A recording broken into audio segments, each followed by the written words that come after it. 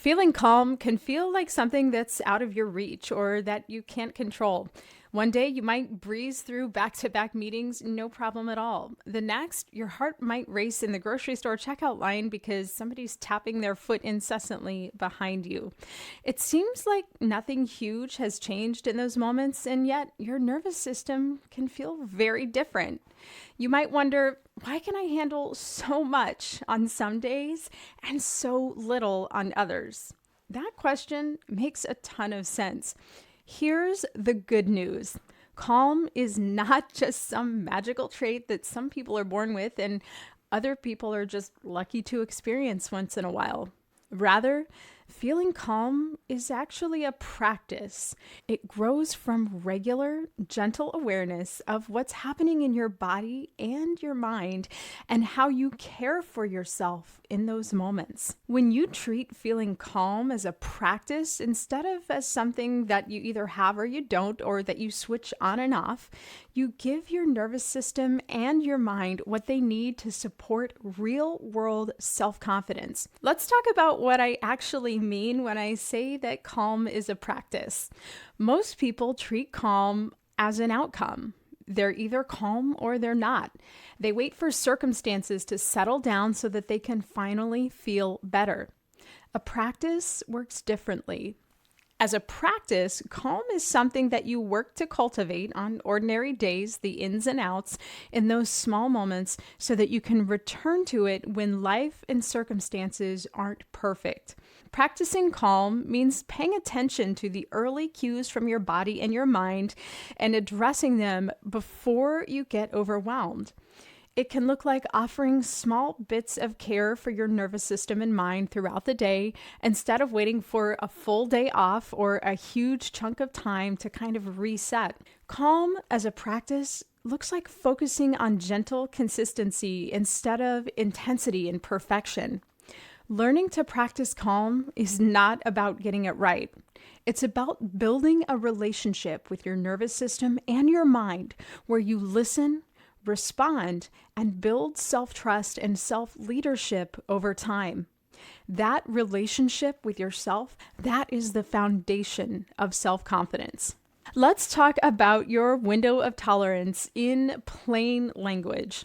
Think of your window of tolerance as the range where your nervous system can handle stress without moving into fight, flight, or freeze mode.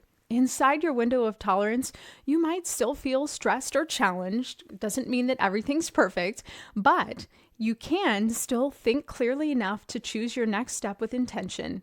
Notice your emotions without feeling overwhelmed or consumed by them, and communicate with some level of care, even if you feel annoyed or angry or disappointed. When you're outside your window of tolerance, your internal security guard is on high alert. She's blowing her whistle and sounding that alarm. Your heart might race, your thoughts might speed up, or maybe you even feel like you're totally shut down and disconnected. It becomes a lot harder to choose how you want to respond when you are outside of that window of tolerance because honestly, your brain and your body aren't prioritizing intentional, conscious decision making. They're prioritizing survival in the moment, even if you're not in any real danger in that moment. Expanding your window of tolerance and spending more of your life there doesn't mean that you will never feel anxious or stressed or upset. It means that your system has more room to move through those feelings without feeling stuck. That extra room, that is what lets self-confidence take root because you begin to trust that you can navigate difficult moments instead of being overwhelmed by them. Let's talk about noticing what's happening in your mind and body with care throughout the day. Practicing calm starts with an honest and compassionate awareness of what's happening in your mind and in your body, your nervous system. No judgment of yourself, no trying to fix yourself, just noticing with care and compassion. Here are some things that you might gently notice throughout the day. What are the physical sensations that you're experiencing? Do you feel a tight jaw? Do you feel clenching in your stomach? Maybe your eyes are really wide open. That happens to me when I get activated. Maybe your hands or your legs are restless. Maybe you feel your shoulders hunching up, or maybe you notice that you're moving really slowly and your body feels heavy. Next, notice your breath. Does it feel shallow, or are you accidentally holding your breath, or do you have nice, easy inhales and exhales? You can also take note of what's happening with your posture. Do you feel your shoulders lifted toward your ears, or are they resting more easily? Are you hunching forward or slouching down versus sitting or standing up straight and tall? Is your posture closed in, or is it open and confident? You can also notice tension hotspots in your body. For example, do you feel tension in your neck or your forehead or your back or your hands? You might also notice the speed of your thoughts. Do your thoughts feel calm and focused, or are they more racing and scattered? You might also take note of activating environmental factors. Do you feel yourself slipping outside of your window of tolerance around certain people, sounds, locations, or tasks? Next, let's talk about how practicing calm can look in real life. For example, let's say you're on your commute and traffic slows suddenly. Your security guard wants to lean on the horn. You might notice your shoulders creeping up and your jaw tightening and maybe your hands clenching the steering wheel. You can notice those physical sensations and think to yourself, I'm noticing that I'm tensing up here. How about I just soften a little bit? You can focus on just lengthening your exhale for a few rounds of breath. The situation might still be annoying, but you can keep yourself within that window of tolerance. How about in a meeting? Let's say maybe a question catches you off guard and you can feel your face getting hot and starting to turn red. So instead of stammering through a response in the moment because your security guard is frazzled, you can take a second to plant your feet on the floor and feel the support of the chair beneath you. Take a steady, silent breath and give yourself just a little moment, a little beat before you answer. Maybe you're setting a boundary with a colleague who's asked you to do something for them and you're getting ready to say, I cannot take that on this week. You can feel your heart pounding. Your security guard is worried about conflict, and so she's making that heart pound. She's sounding that alarm. You notice that sensation and you tell yourself, of course my heart's pounding right now. This matters to me and it's a little bit uncomfortable. I can still speak with care and also clarity and boundaries. How about transitioning from work to home? Maybe you close your laptop and you immediately feel pulled toward all of the chores, the messages, and all of the family needs.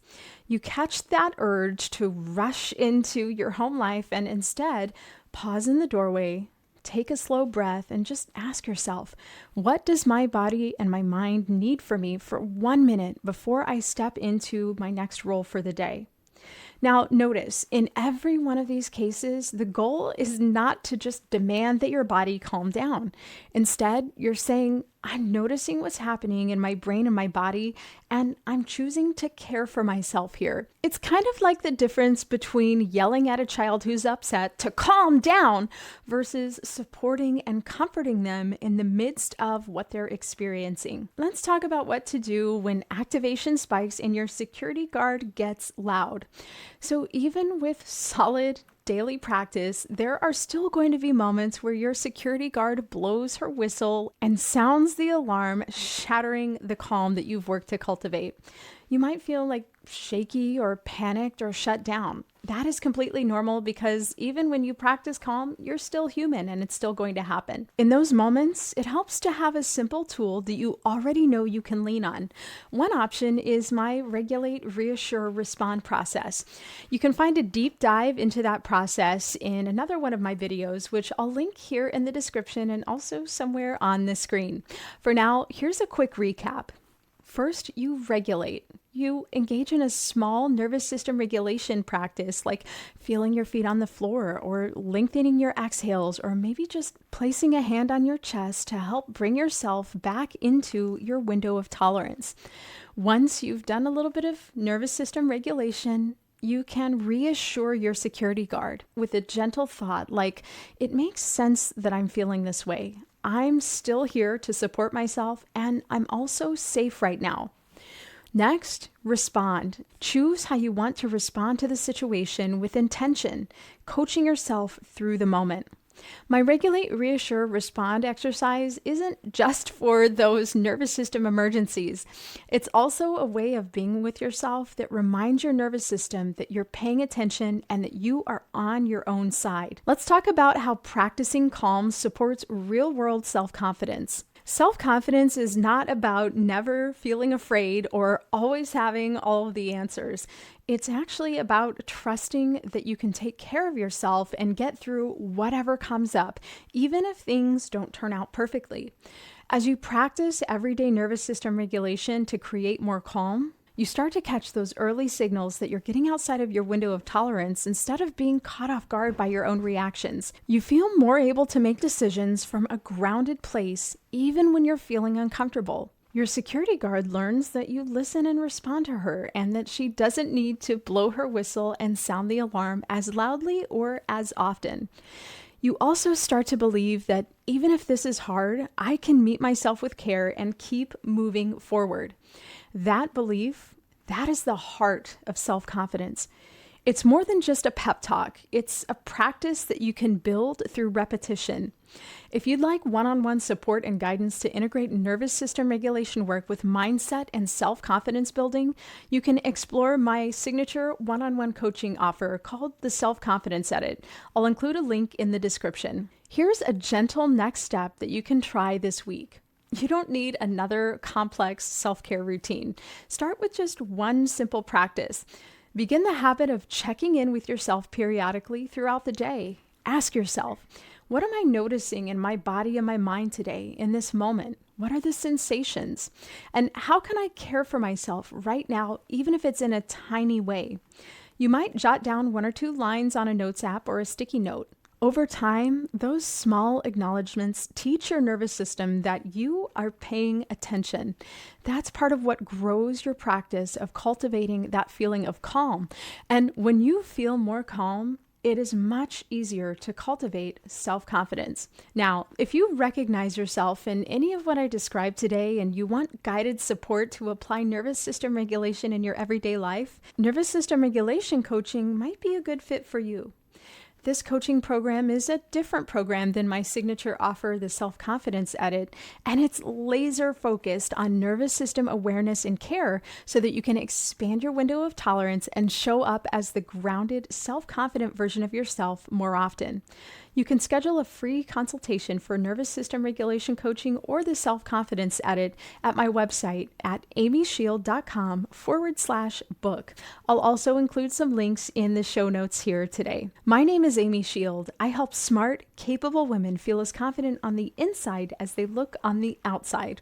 Thank you so much for checking out my video today. I hope you have an amazing day. Bye-bye.